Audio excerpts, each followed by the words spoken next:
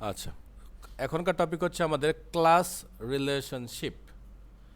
এতদিন আমরা জেনে এসেছি যে ডাটাবেজ আবার রিলেশন করে, এখন আবার জানতেছি জাভাও নাকি রিলেশন করে, তাই না?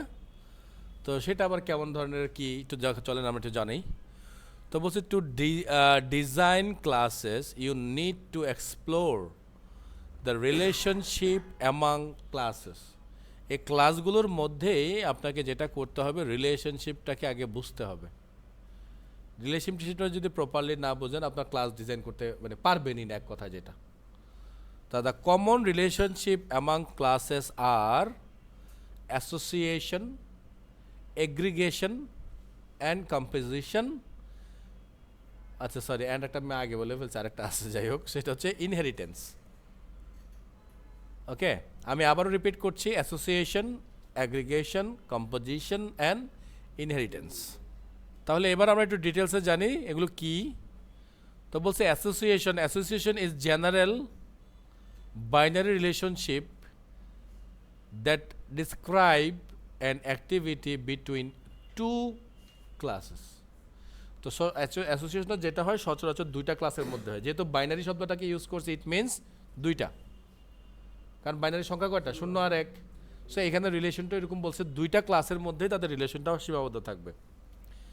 ফর এক্সাম্পল বলছে আ student taking a course is an association between student class and the course class. মানে এবার একটু সিম্পলি বলি, তার মানে ধরেন একটা স্টুডেন্ট, আমরা যে গত কয়েকদিন আগে বলছিলাম যে আমরা যখন একটা সিস্টেম বানাবো তখন আগে আমরা চিন্তা করবো যে সিস্টেমের মধ্যে মূল উপাদানগুলো কী কী। সো ধরেন এখানকার যে স্টুডেন্টের কথাটা মেন করতেছে, তো স্টুডেন্টের সাথে একটা ভার্সিটি স্টুডেন্টের কী হয়, ওকে অনেকগুলো কোর্স নিতে হয়, তাই না, বিভিন্ন সময়। তো বলতেছে যে একটা স্টুডেন্টের সাথে যে কোর্সের যে সম্পর্কটা, এই সম্পর্কটা হবে একটা অ্যাসোসিয়েশন সম্পর্ক, মানে না হলেই নয় আর কি, একদম গুরুত্বপূর্ণ একটা পার্ট কিন্তু, তাই না? কারণ স্টুডেন্ট তো অবশ্যই লেখাপড়া করবে, তার মানে অবশ্যই তাকে কোনো না কোনো সাবজেক্ট কমপ্লিট করতে হবে। তো এটা যে জন্য এদের যে মধ্যে যে সম্পর্কটা বিদ্যমান, সেই সম্পর্কটা হচ্ছে অ্যাসোসিয়েশন। এবার আরও একটু কথা আছে, সেই কথাটা হচ্ছে এরকম যে এই যে কোর্সটা নিবে কে? কোর্সটা নিবে অবশ্যই একজন ফ্যাকাল্টি, তাই তো নাকি?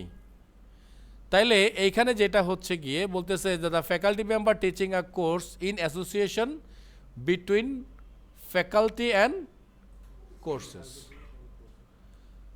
তো the association can be represented in UML graphical. যদি ইউএমএল আমরা ইউজ করতাম বা ইউএমএল যদি আমরা শিখতাম তাহলে শব্দগুলোর মানে জানতাম, এই দাগগুলোর মানে জানতাম। এই দাগ এটা শুধু নর্মাল দাগ না, ঠিক আছে? ইউএমএল এর দাগগুলোরও মানে আছে। যে একটা স্টার চিহ্ন ইউজ করছে, এই স্টার চিহ্নেরও একটা স্পেশালিটি আছে।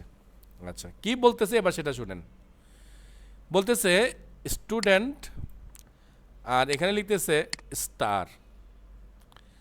তার মানে কি এই কোর্সের সাথে, যদি আমরা কোর্সকে যেহেতু আমরা মিডল হিসাবে চিন্তা করতেছি, এই কোর্সের সাথে একজন স্টুডেন্টের সম্পর্ক না অনেকগুলার। সো এই জন্য স্টার সাইন ইউজ করছে। স্টার সাইন মানে হচ্ছে মেনি মিন করা হয় এখানে। তার মানে এখানে বোঝাচ্ছে যে এইখানে দেখেন আবার কিছু নোটেশন ইউজ করছে, মানে 5 to 60। তো বলতেছে 50 থেকে 60 জন স্টুডেন্ট মিলে একটা কোর্স নেয়। আবার একজন ফ্যাকাল্টি 0 থেকে 3টা কোর্স নেয়। যেমন ধরেন আমি 3টা সাবজেক্ট নেই, আমি একজন ফ্যাকাল্টি, ঠিক আছে? তো এই ধরনের সম্পর্কে কি বলা হচ্ছে এখানে? অ্যাসোসিয়েশন। এবং এরা কিন্তু ইন্টার রিলেটেড, মানে ডিপেন্ডেন্ট, এই জন্য রিলেশনটাকে বলা হচ্ছে অ্যাসোসিয়েশন। আচ্ছা, পরে যে সম্পর্কটা আমরা সামনে জানবো সেটা হচ্ছে অ্যাগ্রিগেশন অ্যান্ড কম্পোজিশন। দুইটা একসাথে শেখাচ্ছে আমাদেরকে। বলছে aggregation is a special form of association.